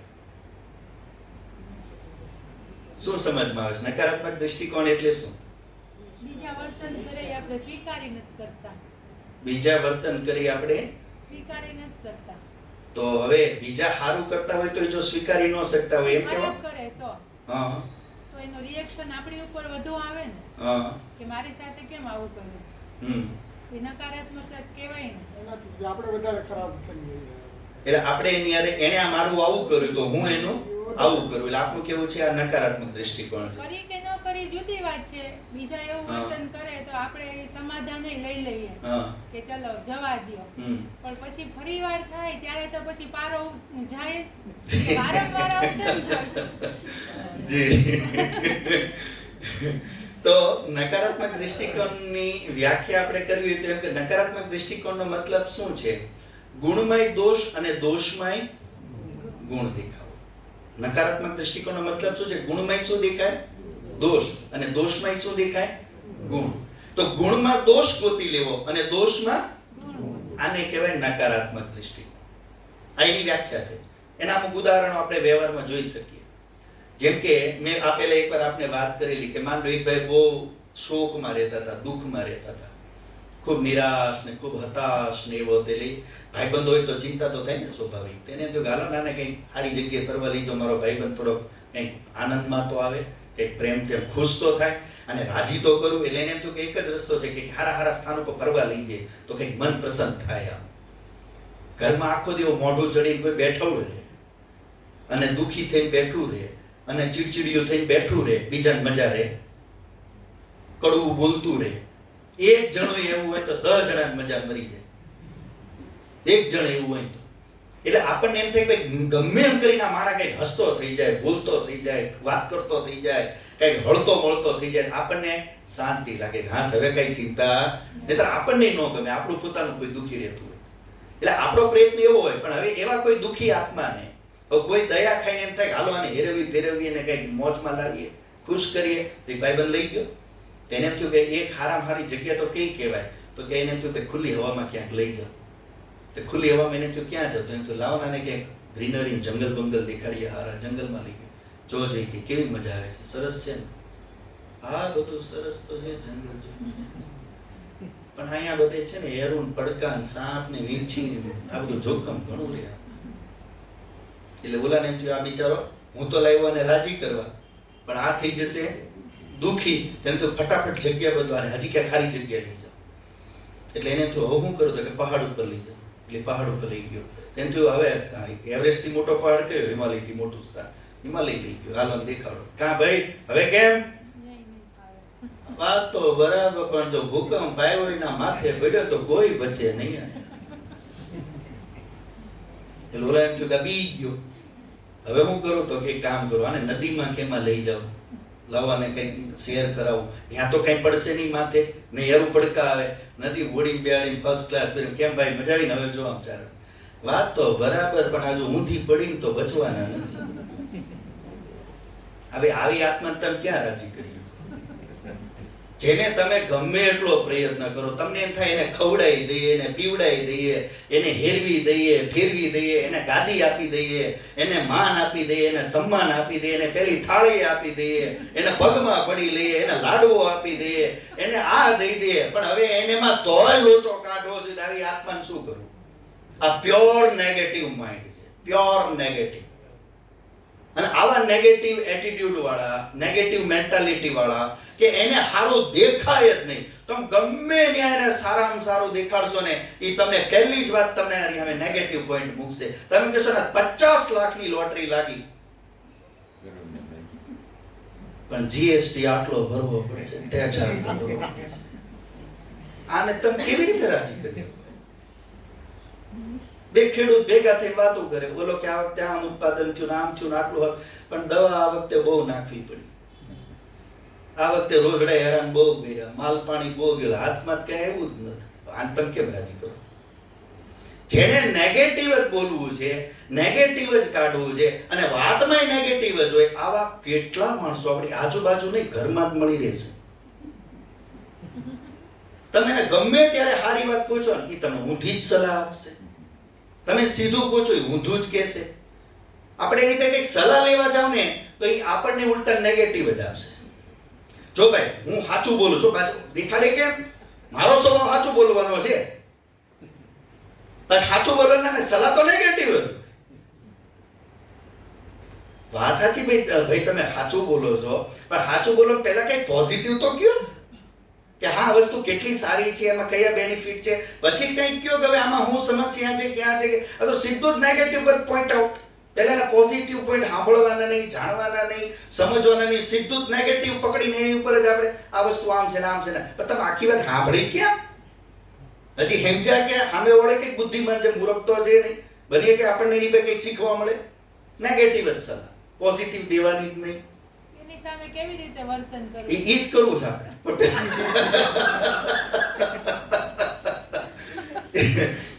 એટલે જો હવે આમાં આ તકલીફ આ સમજવાની વસ્તુ. આપણે શું કીધું કે એની સાથે એને કેવી રીતે ટેકલ કરવો, આપણું કેવું એમ છે. પણ અત્યારે આપણે બીજાને કેમ ટેકલ કરવો એ શીખવાય છે કે આપણી નેગેટિવિટી છે બીજાને ભારે પડી રહી છે દૂર કરવા આવ્યા છે. આપણો વિષય શું છે અત્યારે? બીજાની નેગેટિવિટી કંટ્રોલ કેમ કરવી ઈ છે કે હું ક્યાંક આવો નેગેટિવ હોય ને બીજાને અસર થતી હોય તો હું એમાંથી કેવી રીતે બચું ઈ છે. પ્રાયોરિટી શું છે અત્યારે? પ્રાયોરિટી તો ઈ છે. એનો મતલબ હું થાય હું એવું માનું છું કે મારા વ્યવહારમાં કે નેગેટિવિટી એવું બની શકે મારામાં હોઈ શકે. અત્યારે આપણા ઉપર જ ફોકસ હોઈ શકે. આપણે અત્યારે આત્મમંથન કરવા બેઠે છે. આપણે રમાબેનમાં કેટલી નેગેટિવિટી કેમ રોકવી એ નથી વિચારવાનું. હું રમાબેન અરે નેગેટિવ ન કરું એ મારે જોવાનું છે. અત્યારે આપણી પ્રાયોરિટી આ છે. એટલે સ્વકેન્દ્રી અત્યારે સ્વમંથન ચાલે છે, બીજાનું નહીં. એટલે મેં કાલે જ એલર્ટ કર્યા હતા કે બીજાના પોઈન્ટ નો જોશો કે બીજા માટે હું મારામાં કઈ નથી ને આપણું જ એનાલિસિસ કરો સાથે, બીજાનું નહીં. બીજામાં જે હોય આપણે આપણા ફાયદા માટે બેઠા છે અત્યારે. તો એ વસ્તુ જોવાની છે કે આવી જે મેન્ટાલિટી હોય એની પર તમે સલાહ લો તો પણ નેગેટિવ જ પડે. એટલે થાય શું? આવા વ્યક્તિને પછી લોકો ઇગ્નોર કરવા માંડે. શું કરવા માંડે? તમે જો વ્યવહારમાં આપણે આવો અનુભવ કરીએ છીએ કે નહીં? ઘણા હોશિયાર હોય, ઘણા સમજદાર હોય, ઘણા પણ હંમેશા નેગેટિવ એટીટ્યુડ જ હોય. એની પર તમે સલાહ લેવા જાઓ પણ ખબર છે એક્સપિરિયન્સ પર્સન છે, પણ એ પહેલી સલાહ કઈ આપે? એટલે આપણને ખબર છે આ ગાડી આગળ હાલવા જ. એટલે માણસ પછી શું કરે? એની સલાહ લઈને બંધ કરીને ગામમાં લેવા જાય, પછી આપણે બીજે સલાહ લેવી પડે. એટલે હંમેશા આપણે જો આવા એટીટ્યુડ થી રહેતા હોય, નેગેટિવિટી થી, તો લોકો આપણાથી શું થશે? કપાતા. બહાર તો મીઠા જ રહેશે, હસતા જ રહેશે, આપણે એમાં સારું જ દેખાડશે, પણ મોકા ટાઈમે કોઈ આપણને યોગ્ય માનશે નહીં. તો નેગેટિવિટી આપણી કંટ્રોલ. હંમેશા પહેલા એની આખી વાત સમજો, પરિસ્થિતિ સમજો, એમાં પોઝિટિવ શું છે પહેલા એને કયો, અને પછી એને તમે નેગેટિવ કહો તો સાંભળે. પણ પહેલા જ ગઈ સીધો નેગેટિવ પર ઘા મારીએ જ શું થાય? આપણે સીધું નેગેટિવ પર જ ફોકસ કરીએ. તો આ નેગેટિવિટી આપણા સ્વભાવમાં, વિચારોમાં ખૂબ જ જોવા મળે છે. ઘરની અંદર હોય, વ્યવહારમાં હોય, સગા સંબંધી હોય કે લેવા દેવાનું હોય, બધામાં આપણને તરત જ આ નેગેટિવ દેખાશે. આપણે એમાં પોઝિટિવ જોઈએ જ નથી. મેં તમારી હારે 10 વ્યવહાર સારા કર્યા, એક ચૂકી ગયો, 11મો વ્યવહાર કરવાનો છે, તમે મારી હારે શું કરશો? યાદોનું રાખજો. કયું રાખશો? એક ચૂકી જાય. ઓલા 10 ભૂલી જશો, ઓલો એક યાદ રાખીને તમે ડિસિઝન. આ શું છે? નેગેટિવિટી. 10 રોલ મારી યારે સારા પ્લે થયા છે, 10 એક્સપિરિયન્સ મને સારા છે, 10 વર્ષનો એક્સપિરિયન્સ સારો છે. ઓલું 1 મિનિટમાં એક વ્યવહારમાં કે ચૂક કે કદાચ રહી ગયું. એમાં એવું બને ઘણીવાર લોચો આપણો હોય, દેખાતો ન્યા હોય. એમાં લોચો આપણે જ માર્યો હોય, પાછો લાગતો આપણને ન્યા હોય કે એનામાં ભૂલ છે. એટલે આ સમજવાની વસ્તુ છે કે નેગેટિવિટી આપણામાં ઘણી રીતે કામ કરતી હોય છે. અને નેગેટિવિટી આવવાનું કારણ શું? આનું મૂળ કારણ છે નેગેટિવિટી આપણામાં જે આવતી હોય છે, એટીટ્યુડ નેગેટિવ આપણો ભાઈનો.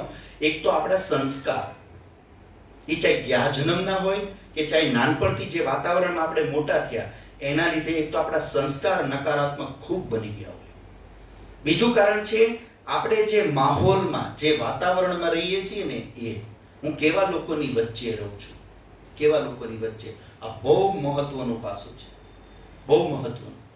સતત હું કોઈ એવા વ્યક્તિઓની વચ્ચે જ રહેતો હોય કે એને ટોટલી નેગેટિવિટી જ ચાલતી હોય, નેગેટિવ વાત જ થતી હોય અને નેગેટિવ જ એને ડિસિઝન લેવાતા હોય અને એ જ રીતે જીવન સવાર ઉઠે ત્યાંથી રાત સુધી નેગેટિવ જ એટમોસ્ફિયર જે ઘરનું રહેતું હોય કે જે પરિવારનું રહેતું હોય કે જે સમાજનું રહેતું હોય, તો હું સતત જે વાતાવરણમાં રહીશ ને આ એવું જ બની જશે.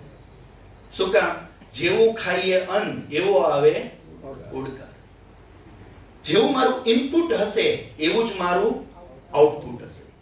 તો હું આઉટપુટ જો મારું નેગેટિવ છે એનો મતલબ ડેફિનેટલી યા તો મારા સંસ્કાર નેગેટિવ છે અને યા તો મારું ઇનપુટ જે છે, હું જે એટમોસ્ફિયરમાં રહું છું અથવા જે લોકોના સાથે હું સંગતમાં છું, જે મારા નજદીકી લોકો છે, એ નેગેટિવ વાત કરવા વાળા જ છે.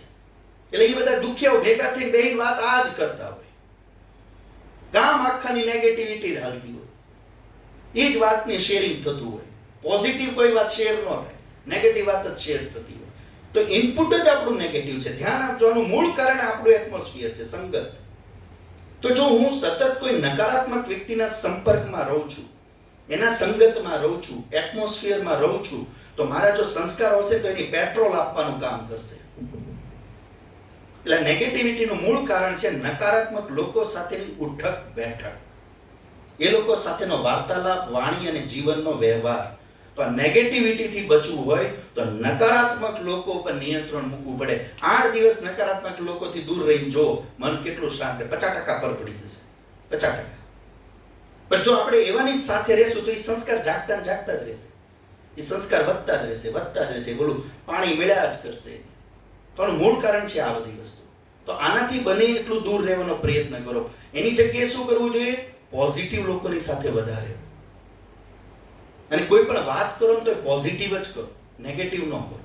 ભલે નેગેટિવ છે પણ તમે એને પોઝિટિવ દેખાડવાનું, પોઝિટિવ હંમેશા હસીને વાત કરો, ઉત્સાહથી કરો. એમાં સારું છે એ પહેલા બોલો અને સારું દેખાડવાનો પ્રયત્ન પહેલા કરો. સીધું એનો વાટો નહીં ખા, સીધો જ ઘા કરવાની આદત પડી ગઈ, સીધું જ ખોદવાની ટેવ પડી ગઈ, સીધું જ ડંખ મારવાની ટેવ પડી ગઈ, સીધું જ મનોલો કાગડો હોય, પૂરી પડી હોય, ગળપોય પડ્યો હોય, ક્યાં જઈને મારશે ચાંચ પેલી? ખીર ઉપર મારશે કે ગળપા ઉપર? આ થઈ ગયો સ્વભાવ. એટલે ઈ જોવાની વસ્તુ છે કે પ્રયત્ન એવો રાખો, વાતચીત, વાણીમાં, વ્યવહારમાં આજથી આ સંકલ્પ કરો. જો સાંભળીને વયા જશો તો મેળ નહીં પડે. સંકલ્પ રાખો કે નેગેટિવિટીથી દૂર રહો. દૃષ્ટિકોણ બદલવો હોય તો પોઝિટિવ લોકોની ભેગા લો. ઘરે એવો એક જ જણ હોય, નેગેટિવ 100 જણા હોય તો 100 થી આગળ એવું સારું. એક હારો ન મળે તો એના આગળ એવું સારું.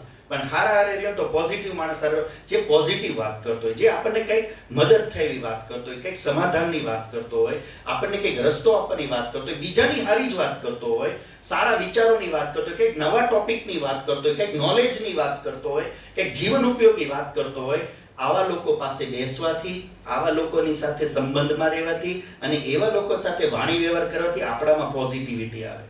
મારે એક પરિચિત છે, આમ ભાઈ થાય ને મિત્રય થાય. આમાં એને જ્યારે મળું કોઈ પણ પ્રોબ્લેમ્સ લઈ જાઉં ને અને પ્રોબ્લેમ એવો હોય પરસેવો કાઢી નાખે, એ તરત જ મને કહે ભગવાન બધું સારું કરશે. એ વાત જ અહીંથી સ્ટાર્ટ કરે. અરે પણ આવું થઈ ગયું છે, ભગવાન બધા હારાવાના કરશે તમારા, ભગવાન બધું જ સારું કરશે, ભગવાન તમારા બધા હારાવાના. અહીંથી જ સ્ટાર્ટ કરે. તમે 50% કેવા થઈ જાઓ? રિલેક્સ. તમને એવું ફીલ થાય કે હું રાઈટ જગ્યાએ આવી ગયો. એટલે તમારું મન શાંત થઈ જાય. એટલે સમાધાન આપણામાંથી જ કઢાવે, એ સમાધાન આપણામાંથી જ નીકળે, આપણી પાસે જ કઢાવે. પણ આપણને એ જે રીતે એને ટેકલ કર્યું કેટલો ફેર પડી ગયો. અને આપણે નેગેટિવ લઈ ગયા એ આપણા માથામાં હોય શું થાય? મરીને જવાનું થઈ ત્યાંથી. તો આ જોવાની ખૂબી છે કે પોઝિટિવ એટીટ્યુડ, વાતચીતમાં પોઝિટિવ વાત કરો, સારી વાત કરો, બીજાના સારા ગુણ વિશે વાત કરો, તો એનાથી માઇન્ડ ચેન્જ થશે અને એના લીધે મનમાં પ્રસન્નતા આવશે, આનંદ આવશે, આપણામાં ઉત્સાહ આવશે ને કંઈક કરવા માટે આપણે સક્રિય થશું, પોઝિટિવ થશું. નહીં તો નેગેટિવ એટીટ્યુડ લઈને બેઠા રહીશું તો સારા સારા અવસરો હાથમાંથી વયા જશે. બસ બધી ફિલોસોફી અહીં રહી જશે, બેનિફિટ કાંઈ મળશે નહીં, ફિલોસોફીનો ભાર. એટલે આ વસ્તુથી બચવા માટે જરૂરી છે પોઝિટિવ વ્યવહાર પણ થતો રહેવો જોઈએ. અંદર ભલે તમે વિચારો માટે વિચારો, નુકસાન શું થઈ શકે, આ શું, એ બરાબર છે, પણ એની ગાંઠ મારીને પોટલી બાંધીને દૃષ્ટિકોણ નેગેટિવ બનાવીને એક્શનમાં નેગેટિવ થઈ જવું એ બહુ ખરાબ વસ્તુ. તો વેદ ના પાડે છે તમારો વ્યવહાર સકારાત્મક હોવો જોઈએ, પોઝિટિવ હોવો જોઈએ. નેગેટિવ આ સંગતનું એટલે તો મહત્વ છે. સંગત જ આપણને નેગેટિવ બનાવે છે. એટલે આવી બધી સંગતોથી દૂર રહો, એવા લોકોથી દૂર રહો અને ભૂતકાળના એક્સપિરિયન્સમાંથી બોધ લઈને એને ભૂલી જાઓ અને પોઝિટિવ કેવી રીતે થવાનું એ ટાર્ગેટ બનાવો, ગોલ બનાવો કે હું પોઝિટિવ જ થશે, જે કરીશ એ પોઝિટિવ જ હશે. તો એનાથી ઘણો બધો આપણને ચેન્જ જોવા મળશે. અને એના જ કારણે આપ બીજું પણ જોઈ શકો છો કે જે વ્યક્તિની અંદર અત્યંત નેગેટિવિટી આવી જાય એટલે એ શું કરશે? બીજાના ગુણમાં શું જોશે? દોષ. અને એના દોષમાં શું જોશે? ગુણ. એટલે પોતાના દુર્ગુણમાં તો એને શું દેખાશે? પોતાના દુર્ગુણમાં તો ગુણ દેખાશે અને બીજાના ગુણમાં દોષ દેખાશે. આ માનસિકતા થઈ ગઈ. એટલે આવો માણસ સત્યગ્રાહી, સત્ય અને સત્ય વિના ઉન્નતિ ન થાય. આ સૌથી મોટું નુકસાન છે. અને જોવાની ખૂબી એ છે, આપણને ખાલી બીજાની નેગેટિવિટી દેખાય જ છે કે નેગેટિવિટીનું માર્કેટિંગ કરીએ છીએ? બીજાની નેગેટિવિટીને ખાલી જોઈએ છીએ કે એની નેગેટિવિટીનું માર્કેટિંગ કરીએ છીએ? જ્યાં સુધી બીજા 2-4 જણને કહી ન દે રમાબેનમાં હું વાંધા ત્યાં શાંતિ થાય નહીં. ખાલી હું તો જોઈ આવ્યો પણ 2 જણા પાછું કહું નહીં ત્યાં મજા ન આવે. ઉમેરીને પાછું, હા એ પાછું ઉમેરીને, હોય એટલું નહીં, વધારીને. એટલે આવા માણસ સતત શું કરે? હવે જો આમાં કેવું નુકસાન થાય છે. આપણા ઘરમાં હોય, સોસાયટીમાં હોય, ફેમિલીમાં આપણે એકબીજાનું નેગેટિવ કહીએ તો પ્રેમ વધે કે ઘટે? જરૂર શેની છે? પ્રેમની વધારવાની, ઘટાડવાની. તો આપણે એકબીજાનું શું કહેવું જોઈએ? ગુણ કહેવા જોઈએ. કેમ કે નેગેટિવ પકડવાનો તો આપણો સ્વભાવ જ છે, પોઝિટિવ પકડવાનો ઓછો છે. નેગેટિવ ઉપર નજર પહેલા જાય છે, પોઝિટિવ ઉપર પહેલા નથી જતી. હવે આવી સ્થિતિમાં આપણે નેગેટિવ જ પ્રચાર કરીને બીજાને નેગેટિવ જ કહીએ તો એ બે વચ્ચે પ્રેમ વધશે ઘટશે? ઘટશે. પણ આપણે એકબીજાની ભલે આપણને ખબર છે આનામાં નેગેટિવિટી છે, પણ આપણે એની વાત બીજાને નેગેટિવ કરવાની જગ્યાએ કઈ કરવી જોઈએ? પોઝિટિવ. તો શું થશે? એ બે વચ્ચે પ્રેમ વધશે. એટલે મોટી ખાયક વધવાનું કારણ એ પણ છે કે જે ઓલા વચ્ચેટિયા રહે ને નારદ મુનિઓ, એ આ શું કરે? વધારીને આપણે કીધું એમ બીજાની નેગેટિવિટીને વધારે પહોંચાડી દે. એટલે ઓલો પ્રેમ હતો ને એ ખતમ કરી નાખે. જે થોડો ઘણો હોય ને એ વયો જાય. એટલે હંમેશા એ ધ્યાન રાખવું જોઈએ કે આપણે બને ત્યાં સુધી દોષ બીજાનો જરૂર પડે અને એમ લાગે કે આના દોષથી આને નુકસાન થાય એવું છે ને, તો એ ટાઈમે એને બચાવવા માટે જ કહીએ. અન્યથા આપણે એના ગુણ વિશે જ વાત કરીએ કે ના ભાઈ હા એ વાત બરાબર છે, પણ જો એના આ વિશેષતા છે, આ છે, આ છે, આ છે, અને તમારા વિશે આવું બોલતા હતા હો. ખરાબ બોલે છે તો એને ખબર જ છે, પણ એના વિશે સારું બોલે છે એને ખબર છે, અથવા ખબર છે પણ એ સ્વીકારે છે, તો આપણે એને એ પણ કહી શકીએ ના તમારા વિશે સારું બોલતા હતા હો. તમારા વિશે એને જો આ સારો ભાવે રાખ્યો હતો, એને તમારી ભલે તમને ખબર નથી પણ તમને ખાલી જાણ કરું, એને તમારા માટે મહેનત કરી હતી, એને તમારા પાછળ ભોગ આપ્યો હતો, તો એના પ્રેમ વધે ઘટે? વધે. આ કરવાની. તો આધ્યાત્મિક વ્યક્તિનો રોલ શું છે? આગ લગાડવાનો કે બુઝાવવાનો? પ્રેમની તો આગ લગાડો પણ દ્વેષની આગને બુઝાવો. તો એક આધ્યાત્મિક વ્યક્તિ તરીકે હું પોઝિટિવ હોઉં કે નેગેટિવ? સીધી વસ્તુ સમજો. હું ધાર્મિક છું, હું આધ્યાત્મિક છું, ઈશ્વરને માનું છું અને હું બધા વ્યવહારો રીતે માન લો આધ્યાત્મિક કર્મકાંડ કરું છું, પણ હવે નેગેટિવ માઇન્ડ જ છે અને નેગેટિવ જ બધે માર્કેટિંગ કરું છું, તો મારા આધ્યાત્મિક હોવાનો ફાયદો મને હું બીજાને? અને આ આગ બુઝાવવાનું કામ કોણ કરશે? આધ્યાત્મિક કે નાસ્તિક? આધ્યાત્મિક જ કરશે. તો મારી આધ્યાત્મિકતા એમાં જ છે કે હું આગને બુઝાવું, આને શાંત કરું. આમાં કેવી રીતે કંઈક નવું વાતાવરણ ઊભું થાય, આમાંથી કેવી રીતે નવી કંઈક પરિસ્થિતિ જન્મ લે, એ જ એક આધ્યાત્મિક વ્યક્તિનો રોલ છે. એટલે આપણો પ્રયત્ન જેટલો વધારે જેન્યુઅન પ્રયત્ન કરશું એનાથી આત્મવિશ્વાસ વધશે, પવિત્રતા આવશે, પ્રભાવ સારો પડશે અને આપણને ખૂબ અંદર કર્યાનો આનંદ થશે. તો આધ્યાત્મથી આપણને સુખ મળી શકે, પણ ક્યારે? વેદના નિયમ અનુસાર ચાલીએ ત્યારે. અન્યથા શું થાય? આ નેગેટિવિટી વધતી જાય તો વધતી એવી વધશે કે આપણે સારા કામોનું ખંડન કરવા મળશું. શું કરવા મળશું? સારા કામ કે જે કામથી મારું ભલું થઈ શકે એમ છે, જે કામથી મારો ફાયદો થઈ શકે એમ છે, પણ એ કામ પ્રત્યે મને જો કોઈ રાગ, દ્વેષ, ઈર્ષા કે અહંકાર આવી જાય તો હું હવે સારા કામને બગાડવાનો ટ્રાય કરીશ કે સુધારવાનો? બગાડવાની ટ્રાય કરીશ. હવે બગાડવામાં હું બીજાનું તો બગાડીશ પણ હું મારું બગાડી નાખીશ. કદાચ એ સારું કામ થાય તો એ સારા કામનો અલ્ટિમેટલી કોઈ પણ રીતે એનો ફાયદો મને મળી શકે કે ન મળી શકે? મને મળી શકતો હતો.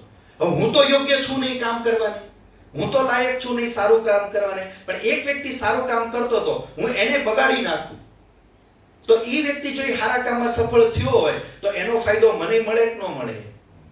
મળે કે ન મળે. પણ હવે હું એ સારા કામને બગાડી નાખું કોઈ પણ દ્વેષના કારણે, ઈર્ષાના કારણે કે લોભના કે લાલચના કારણે, તો એ નુકસાન મેં કેવલ એનું કર્યું કે મારું કર્યું. આ જોવાની ખૂબી છે. એટલે જ્યારે વ્યક્તિ પક્ષપાતી બની જાય, કેમ કે જ્યારે પોતાના જ દુર્ગુણ ગુણ લાગવા માંડે અને બીજાના ગુણ દુર્ગુણ લાગવા માંડે, આનું જ નામ પક્ષપાતી. પક્ષપાતીનો મતલબ એ નથી ભાજપમાં વહી ગયો કોંગ્રેસમાં. પક્ષપાતીનો મતલબ એ જ છે કે બીજાના ગુણમાં દુર્ગુણ દેખાય અને મારા દુર્ગુણમાં મને ગુણ દેખાય, આનું જ નામ પક્ષપાતી. શાસ્ત્ર પક્ષપાતી આને માને છે. તો આવા પ્રશ્નો આપણા જીવનમાં રહેતા હોય છે અને આવી પરિસ્થિતિઓ બનતી હોય છે, તો આ બધી વસ્તુઓથી આપણે બચવું જોઈએ, નેગેટિવિટીથી. તો આજની આખી વાતનો એટલો જ સાર આવે છે કે આપણા વ્યવહારોમાં, વિચારોમાં, વર્તનમાં, સલાહમાં, સૂચનમાં પોઝિટિવ રહીએ અને નેગેટિવિટી જે કારણોસર આવતી હોય બધાથી બચીએ. આ એક કામ જો થઈ ગયું ને તો સમજો ધ ગ્રાઉન્ડ સાફ થઈ જશે, આખું ગ્રાઉન્ડ સાફ થઈ જશે, મેદાન સાફ થઈ જશે, જીવામાં 50% આમનામ જ આરામ થઈ જશે. એટલે આથી પોઝિટિવ વિચાર, સલાહ પોઝિટિવ હો, ખાવામાં, પીવામાં, ઉઠવામાં, બેઠવામાં પોઝિટિવ રહો, નેગેટિવ ન રહો. દરેક વાતમાં નેગેટિવ જો હશે તો બંધ રાખવાનો, બોલો નહીં, બહાર તો પોઝિટિવ જ રાખો. તો આ રીતે આપણે કરશું તો એનાથી આપણને ઘણો બધો લાભ વ્યવહારમાં વેદના સિદ્ધાંત અનુસાર મળી શકે એમ છે. બાકી હજી વિશેષ અમુક એવા જે વિચારો કે જે આપણે માનસિક સ્તર ઉપર પરિવર્તન અમુક વિચારોમાં કરી, કેમ કે જો આ બધી વસ્તુનો ઉપાય કોઈ દવા નથી કે હું દવા ખાઉં પોઝિટિવ થઈ જાઉં. આવી દવા મળે કે હું કોઈ દવા ખાઈ જાઉં કે કોઈ મંત્ર બોલી લઉં કે કોઈ શોટ લઈ લઉં એટલે હવે મારી માઇન્ડ છે પોઝિટિવ હાલવા માંડે ઉપર. સમજ જ આનો ઉપાય છે અને સમજ આ રીતે જ આવશે, વિદ્યાથી, સાંભળવાથી, વિચાર કરવાથી, સમજવાથી. એ સમજ એમ જ આવશે, એનો બીજો કોઈ રસ્તો નથી. તો જીવનને સારું બનાવવા માટે સમજ સિવાય કોઈ ઉપાય નથી. સમજ માટે આ વિચારોની જરૂર છે.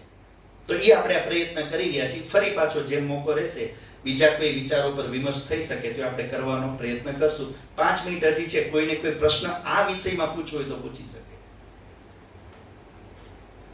આ વિષયમાં આપને કોઈને કોઈ પ્રશ્ન પૂછવો હોય તો પૂછી શકો. આપણે પોઝિટિવ હોય, સામેવાળો નેગેટિવ હોય તો પછી આપણે શું કરવું? એટલે કે આપણે પોઝિટિવ દૃષ્ટિકોણ તો રાખીએ છીએ, પણ બીજો સામેવાળો આપણા વિશે નકારાત્મક દૃષ્ટિકોણ રાખે છે, તો એમાં બે વસ્તુ હોઈ શકે. એક તો એવું થઈ શકે કે ઘણીવાર સામેવાળો જાણી જોઈને જ રાખતો હોય, આપણા પ્રત્યે ઈર્ષાના કારણે, અહંકારના કારણે, દ્વેષના કારણે. અને એક એ છે કે કદાચ સામેવાળાને શું થાય, મૂર્ખ છે, સમજતા વિચારતા ન આવડતું હોય, એના કારણે આપણા માટે શું થાય, નેગેટિવિટી રાખતો હોય. તો બે વસ્તુ છે. હવે જો એને સમજ નથી, વિચાર નથી અથવા એને નોલેજ નથી અને આપણા વિશે નેગેટિવ રાખતો હોય તો આપણે એની હારે બેસીને એકવાર ક્લિયર કરી શકાય, વાતચીત કરી શકાય કે ભાઈ તમને મારા વિશે જે આ સમજ રહેતી હોય છે, આવું 1-2-4 વાર મને આ અનુભવ થયા હતા, તો આ બાબતે તમે જે કંઈ વિચારો છો તો તમને આવું કેમ લાગે છે. આપણે તરત શું કરીએ, એને પ્રશ્ન નથી પૂછતા, આપણે તરત શું કરીએ, હનુમાનજી બની જઈએ, છાતી ખોલીને બેસી જઈએ, જો મેં તારું કોઈ દી આવું નથી વિચાર્યું, મેં તારું કેટલું સારું કર્યું, તે મારા વિશે કેમ આમ કર્યું, હું તો તમારું આટલું કરીને મરી ગયો, આપણે શું તરત હાથ આપવા જઈએ. એ સમાધાન નથી.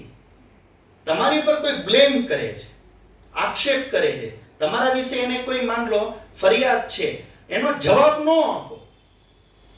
આ આપણી એક બહુ મોટી ભૂલ છે વ્યવહારમાં. આપણે એટલા ભોળા છીએ, ભલે હું ગમે એટલો લુચ્ચો, પણ આમ જો મૂર્ખ જ હોઉં પાછો. આપણે એટલા બધા ભોળા છીએ કે સામેવાળો તમારી પર કોઈ આક્ષેપ કરે એટલે તરત તમે એનું ક્લેરિફિકેશન આપવા માંડો છો, સ્પષ્ટીકરણ ન આપો. એને બધી ખબર છે તમે શું છો, એની વાત મતલબ જ નથી.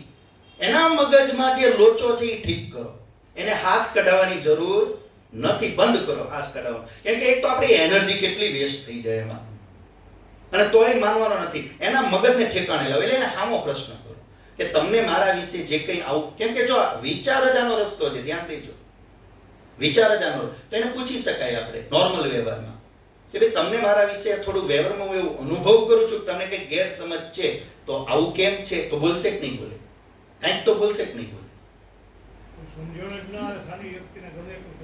હા, હવે માની લો આપે ટ્રાય કરી એને સમજાવવા માટે, આપણે ટ્રાય કરી એને સમજાવવા માટે કે આ રીતે નથી, એને સ્પષ્ટીકરણ આપ્યું, એના વિચારોમાં ભૂલ છે તો આપણે એ પણ ઠીક કરી કે જો તારા વિચારવામાં તું ક્યાં ભૂલ કરી રહ્યો છો એ પણ ઠીક કરી, અને તોય એને આપણે એક ચાન્સ આપ્યો કે હું એવું અપેક્ષા રાખું છું કે કમસે કમ હું આપની સાથે તો આ રીતે વ્યવહાર નથી કરતો તો તમે મારી સાથે ન કરશો, કેમ કે આવું આપ કરો તો એનાથી મને દુઃખ થાય છે, આપણા પ્રેમમાં ઘટાડો થશે, આનાથી કોઈ ફાયદો. એ કીધા પછી જો છતાં નથી સમજતો તો હવે એની સાથે યથાયોગ્ય વ્યવહાર કરો.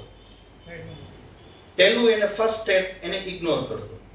આ ફર્સ્ટ સ્ટેપ ઇગ્નોર કરી દો. એને ઇગ્નોર કરવા છતાં તમને કોઈ ફિઝિકલી નહીં પણ સોશિયલી કે બીજી કોઈ રીતે ડેમેજ કરી રહ્યો છે તો હવે એને એલર્ટ કરી દો કે મારી જાણકારીમાં મેં તમારી ઉપેક્ષા કરી, હું નજરઅંદાજ કરું છું, છતાં તમે જે પ્રયત્ન પાછળથી કરો છો અને એનાથી તમે મને જે ડેમેજ કરવાની ટ્રાય કરો છો, મારી પાસે ઇન્ફોર્મેશન છે તો આ વસ્તુ ઠીક નથી થઈ રહી.